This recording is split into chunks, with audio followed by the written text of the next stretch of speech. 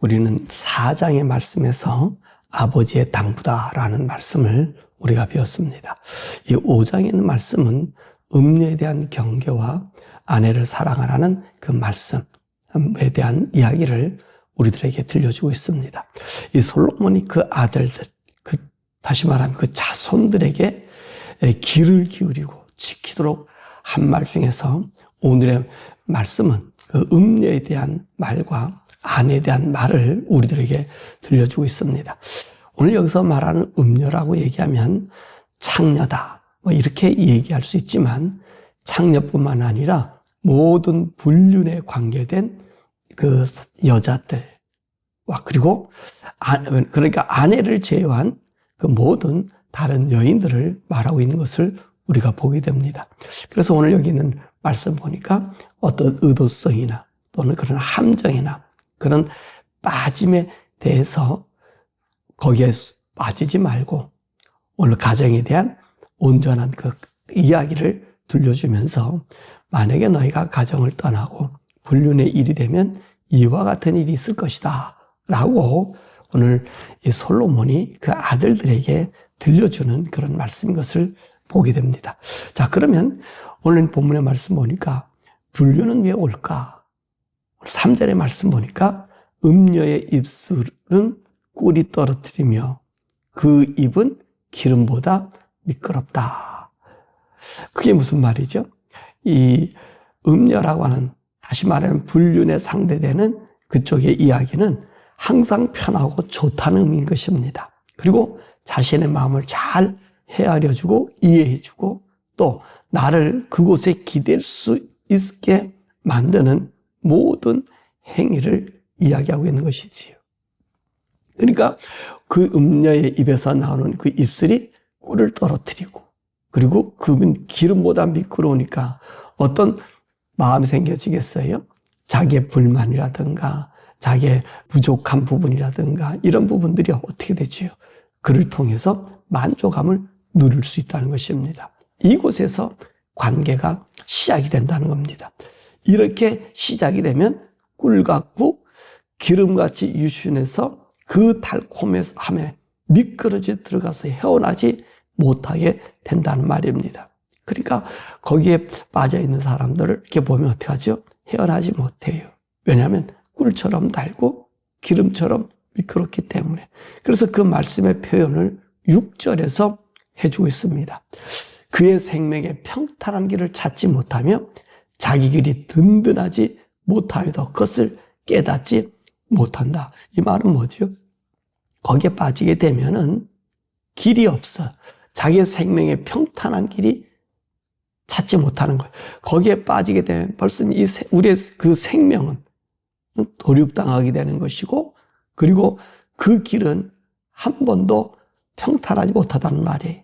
아슬아슬한 외줄 타는 그런 길로 가게 됨을 이야기합니다. 그래도 어떠죠? 거기에 빠지게 되면 꿀과 미끄러움 때문에 이 달콤함과 그리고 헤어나지 못할 함정 때문에 계속해서 그곳으로 빠져들어가게 됨을 이야기하고 있는 것입니다. 헤어나오지 못한다는 거예요. 자, 그러고 나서 그 결과는 어떤 결과인가? 4절에서 6절에 이야기하지요. 나중은 쑥같이 쓰고 두 날 가진 칼같이 날카롭다. 그렇게 이야기합니다. 이 쑥이라는 말은 원어에서 독이라고 하는 말로 쓰여져 있고 또 히브리 사람도 마찬가지 이 쑥의 열매를 독이라고 생각한다는 말입니다. 그러니까 오늘 이 음녀나 이 불륜의 관계는 이 쑥이 된다는 걸 독을 먹는 독 속에서 산다라고 하는 것이죠. 그리고 두 날 가진 칼날같이 날카롭다는 얘기는 거기에는 어떤 생산성이 있는 것이 아니라 상처와 불행만이 있을 뿐임을 이야기해주고 있는 것입니다. 그러니까 불륜은 자기들은 달콤하고 자기들은 좋아 보이고 즐겁지만 자기 자신도 모르게 이제는 거기에는 상처와 불행밖에 없는 독의 독 속으로 독단지 속으로 들어가고 있음을 이야기하고 있는 것입니다. 그래서 5절에 뭐라고 얘기합니까? 그의 발은 사지로 내려가며 그의 걸음은 수월로 나아가서. 그건 무슨 말이에요? 죽음의 길과 심판밖에 더 없다고 경고하고 있는 거예요. 그러니까 불륜은요, 왜 불륜이라 그래요? 그 불륜에 하는 사람들 모두 달콤하다 그러잖아요. 헤어나오지 못하잖아요. 그것이 결과적으로는 어떤 일이 나타납니까? 사지로 내려가고요.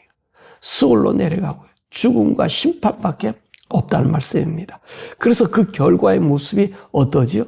9절에서 14절에 있잖아요.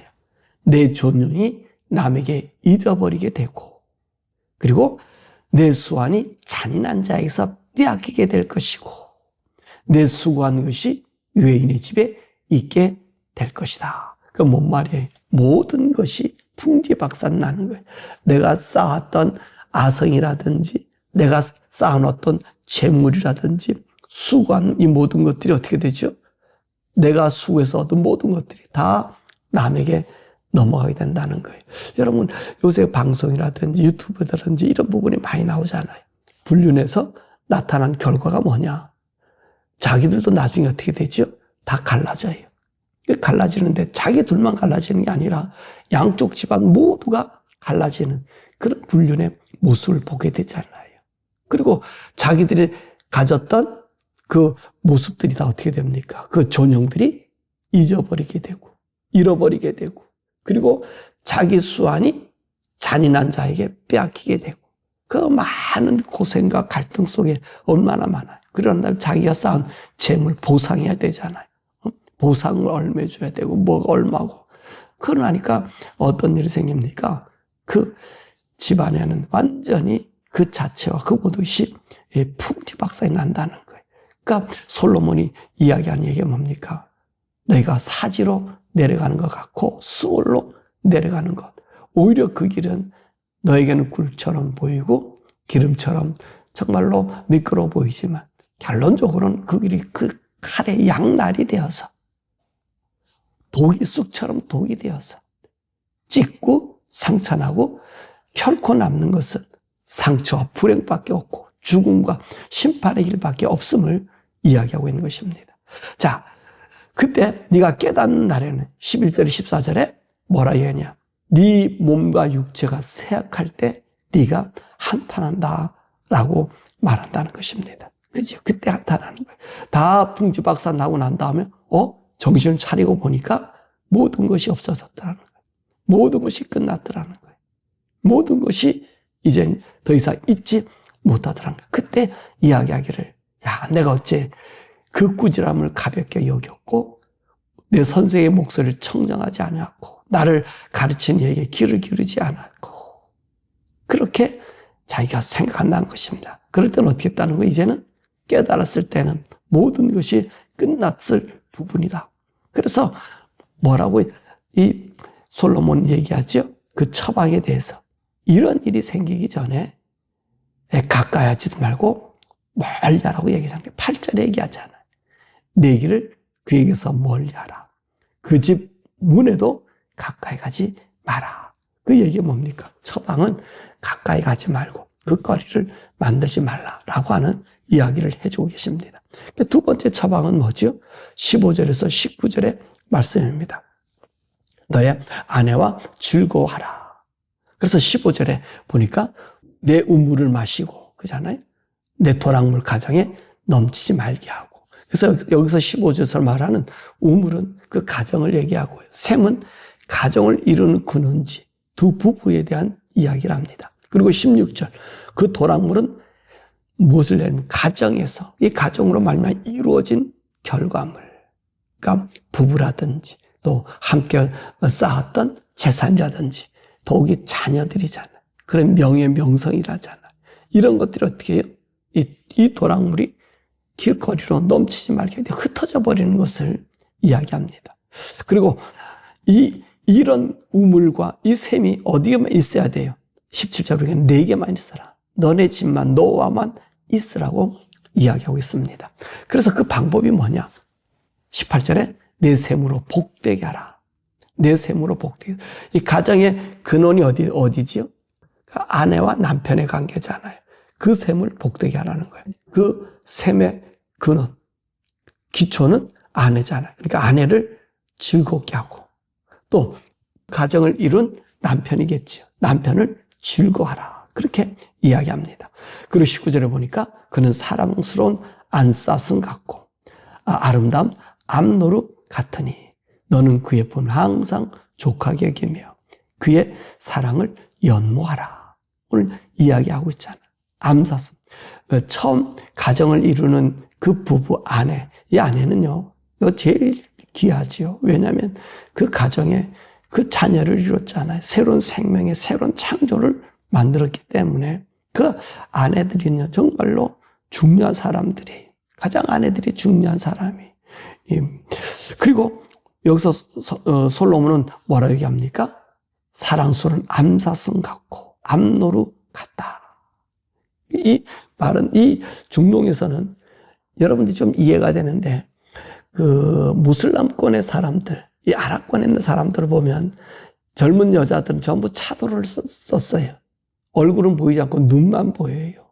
그 왜 그러냐면 이 사랑스러운 암사슴, 암노루 이런 얘기는요, 그 눈이 아름답다는 거예요. 그 짐승의 자체보다는 그 눈이 아름다워서 이 사랑스러움을 느낀다는 거죠. 그래서 그 사람들이 아마 그 차도를 써서 눈만 내보는 것 같아, 처녀들에게. 눈의 아름다움, 눈의 선함. 그래서 이 중동 사람, 여자들 보면 그 눈들이 아름답게 보이잖아요. 바로 그 얘기하는 거예요. 그런 사랑스러움을 누가 네 아내와 함께 나누라고 이야기하고, 또 이 불륜녀라는 여자 쪽에서는 누구를, 내 남편을 그렇게 보라는 거예요. 가장 사랑스러운 폼으로 만족하고 그를 연모하라. 서로 연모하라. 서로 사랑하라. 그잖아요. 처음에 가정을 이뤘을 때 또 부부가 만나면 어때요? 그 사람이 잘생겼든 못생겼든 간에 연모의 정이 있었잖아요. 항상 그 연모의 정을 만들라는 거예요. 그것이 그 가정의 셈이고 우물이고, 그리고 그것이 우리의 도랑물이 되어서 바깥으로 흐르지 않는 우리의 가정의 풍부함을 나타낸다고 말하고 있는 것입니다. 그래서 오늘 그럼 우리가 행할 길이 뭐냐? 20절에서 23절에 얘기하잖아요. 내 아들아 어찌하여 음녀를 연모하겠으며 어찌하여 이방인 계집의 가슴을 안겠느냐.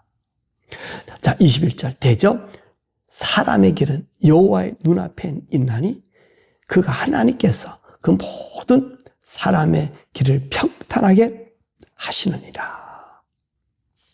그런데 악인은 자기 악에 걸리며 그 죄의 줄에 매이기 때문에 그는 훈계를 받지 아니함으로 죽게 되고 미련함으로 말미암아 혼미하게 된다. 다시 말하면 오늘 우리의 이 모든 이 방비의 장치, 우리가 어디 있으라고 얘기하는 거예요? 여호와의 눈앞에 있으라는 거예요. 우리의 길이 여호와의 눈앞에 있음을 우리가 직시하라는 거예요. 사람은 속일 수 있고 다 속일 수, 누구를 속일 수 없어요? 하나님. 근데 하나님 없는 사람은 하나님이 없기 때문에 다 속이는 거예요. 다 속일 수 있는 거예요. 그죠? 그래서 우리 기독교 사람들이 그래도 조금은 다른 사람들보다 불륜이나 이 악에 빠지는 것이 적은 것이 그래도 하나님 앞에 있기 때문이라는 얘기입니다. 여러분, 이 유튜브에서 이렇게 보면 이혼 전문가라든지 또는 상담하는 사람들의 이 이야기를 들어보면 그렇게 한국의 불륜 천지라 그래요. 뭐 미국 같은 경우는 50대 50%라 그러잖아요. 반 이상이 된다 그러잖아요. 불륜의 관계들이 반 이상이 된다 그러잖아요. 남편과 아내와 다른 사람들의 관계. 근데 한국도요, 너무너무 만만치 않다는 거예요. 엄청나다는 거예요. 그러니까 그들의 얘기 보면 상상을 초월할 일들이 많아요. 그런데 대부분 많은 사람들, 그들이 누구 눈앞에 떠나 있어 그러죠? 하나님의 눈앞에. 그죠? 사람들의 마음이요, 이렇게 유혹이 안 끌리는 사람이 어디 있겠어요? 그죠? 더욱이 남자들 같은 게 더 그러잖아요. 더욱이 지금 같은 세상은요, 개방된 세상이기 때문에 더 많은 일이 있을 수 있다는 거예요. 그런데 우리가 어떻게 돼요? 그런 마음을 억제할 수 있는 것은 훈계를 받는다는 거예요. 하나님의 사람들은 하나님의 훈계를 받고 하나님 앞에 있고 그분이 나를 보고 계신다고 얘기하고, 또 우리 하나님의 성령님께서 우리에게 나타나서 죄와 선을 구분시켜 주시잖아요. 그러니까 어떤 그 선을 넘는 확률이 적어진다는 거지. 그러니까 이 얘기 저 얘기 들어와도 어떻게 중심을 지킬 수 있다는 거. 사람은요 넘어지지 않을 수는 없어요. 넘어지려는 마음이 쏠릴 수는 있어요. 그러나 어떻게 하죠?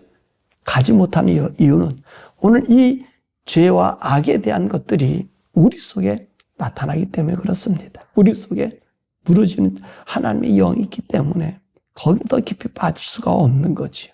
왜 그럴까요? 그분이 우리를 주장하고 있기 때문에. 오늘 이 솔로몬이 아무리 자식들에게 이 이야기 한들 이 이야기가요 남아있는 자들이 얼마나 될까요? 그렇게 많지는 않다는 말이지. 여러분 우리가 잘 알고 있는 다윗도 그랬잖아요. 다윗이 얼마나 하나님의 사람이에요.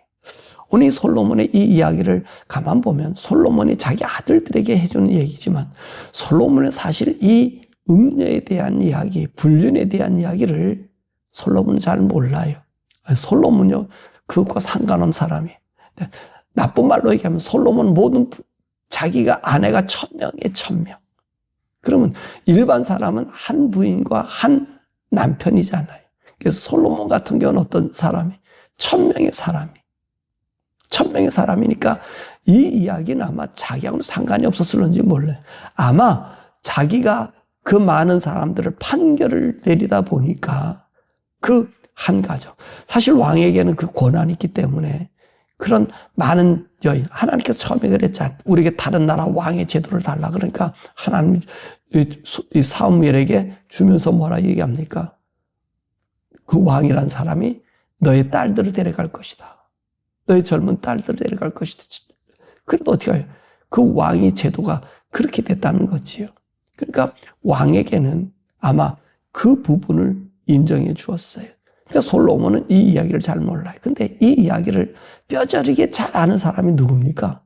다윗이잖아요, 다윗. 다윗은요, 제일 첫 번째 메랍이란 첫 여인을 준다 했는데 사울이 주지 않았어요. 그리고 그 다음에 한 다음에 그 미갈이라고 하는 그 동생을 주잖아요. 미갈이 다윗의 첫 아내라고요. 첫 아내라고요.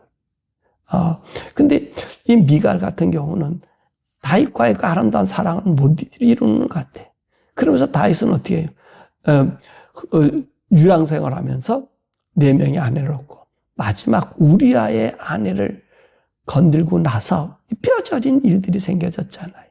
자기는 달콤한 그 안에 있었지만 오늘 그 우리아 아내를 통해서 자기의 명성도 무너져 버렸고 자기의 아들도 서로 죽이는 일이 생겨졌고, 그죠? 그 나라가 풍지박산이었던 모습을 볼 수 있잖아요. 다윗의 명예가 성경에도 그러잖아요. 우리의 아내, 다윗은 흠집이 없었는데 우리의 아내 때문에 그랬다라고 하는 이야기가 나오잖아요. 그러니까 이 솔로몬이 아들들에게 들려줬던 이 이야기는 어쩌면 다윗의 이야기일 수 있다는 거예요. 그러니까 다윗은 뭐라 그래요? 하나님 안에 서 있는 것. 그러니까 나중에 다윗은요, 이 가운데 알았기 때문에 이런 처절한 이 일들, 정말로 양날 자기들은 좋았고 정말로 기름 같았고 꿀 같았는데 결론적으로 어떤 일이에요? 거기서 난 아이는 죽임을 당하고 그리고 자기는 그 남편을 죽여야 되는 일이 생겼고 그래서 다윗은요, 그 우리아 아내를 밧세바를 자기 아내로 맞이하게 되고 그러고 난 다음에 다윗은 어때요? 평생 마지막 자기의 죽음의 그 모습에 추워서 오돌오돌 떨었을 때 젊은 아이를 여자아이를 갖다 품에줘 따뜻하게 지내려도 다윗은 거절했던 걸 볼 수 있습니다. 왜냐하면 이것을 경험했기 때문에 하나님이 정해준 그것이 얼마나 귀하고 한 것을 알려줬던 것을 우리가 보게 됩니다. 그러니까 오늘 이 솔로몬이 이 이야기를 하였지만 어쩌면 이것은 다윗의 이 얘기를 이 솔로몬이 내 아버지가 자기에게 들려준 이야기를 들려주었을지 모른다는 것입니다. 사실 솔로몬이 이 이야기를 하면서 이 노년에 쓴 이 책이 이 잠언이라고 얘기하는데 그랬잖아요. 1000명의 아내를 두고 1000명의 달콤함에 빠져서 결론적으로는 이스라엘 나라를 어떻게 만들었어요? 우상의 나라를 만들었고요. 각종 우상이 들어왔고요. 그리고 그 나라가 분열되어 버리는 일이 있었던 것을 보게 됩니다. 그러니까 오늘도 우리 여기 있는 말씀 보면 우리는요, 악은 우리를 넘어뜨리려고 시험합니다. 근데 우리는 어디 있어야 돼요? 항상 하나님 앞에 있어야 돼요. 하나님 의 앞에 있고 성령 앞에 있을 때 이런 유혹이 오고 이런 일들이 오면 어떡합니까? 내가 아니라 내 속에 계신 하나님의 영이 나에게 통분하게 만들고 나로 하여금 떠나게. 우리가 이끌려가는 인간의 마음이라는 그러잖아요. 한 번 이끌리면요. 한 번 자기 마음에 자기 생각에 사로잡히면 그게 어떻게 되죠? 바꾸지를 못해요. 아무리 진실을 갖다 줘도 진실이 소용이 없어요. 내가 생각하고 내가 보는 대로 믿고 끌려나간단 말이에요. 내가 생각하는 대로 내가 나가는 거지 누구 이런 게 들리지 않아. 거기에 좀 합리화시켜버린단 말이지. 근데 우리 속에 하나님이 내 앞에 있고 성령이 내 앞에 있으면 내 눈으로 보지 아니하고 성령의 눈으로 보고 하나님의 눈으로 보니까 이길 수 있는 거지. 그래서 사는 여러분, 저와 여러분들이 이 일들은요, 우리들에게 가장 근본적인 일이 국가와의 존폐가 있고 그 나라의 운명이요, 이 가정이 있잖아요. 가정이 파괴되고 위기가 되면 그 나라는 해볼 도리가 없어요. 마지막 우리 주님 오실 때도 이것이 무너지기 때문에 오는 거예요. 이것이 무너지기 때문에. 그래서 범죄와 죄악과 악이 뒤섞여지고 나중에는 악이 악인 줄도 모르는 그런 삶으로 바뀌어지는 것이 가정이에요. 그래서 여기 보니까 우물이라 그랬고 샘이라 그랬어요. 그것이 이루어지는 도랑물이라 그랬고요. 그러니까 자 여러분들이 우리들이 부부 생활이라는 게 쉬운 것 아니에요. 가깝기 때문에 원수가 되고요. 가깝기 때문에 힘들고 어려워요. 그럴 때 우리 힘으로는 안 되니까 누가 성령님의 의지하고 내 눈으로 보려 하지 말고 성령의 눈으로 봐서 하나님의 은혜의 눈으로 봐서 그분이 나에게 인도하신 대로 또 내 생각은 그렇다 할지라도 내 생각을 줬고 하나님 뜻으로 나가서 우리 기독교인들의 가정은 하나님 눈 안에서 하나님 성령이 이끌린 가정에서 세워지는 복된 가정들, 불륜과 악이 없는 복된 가정이 이루어지기를 주의 이름으로 간절히 축원합니다.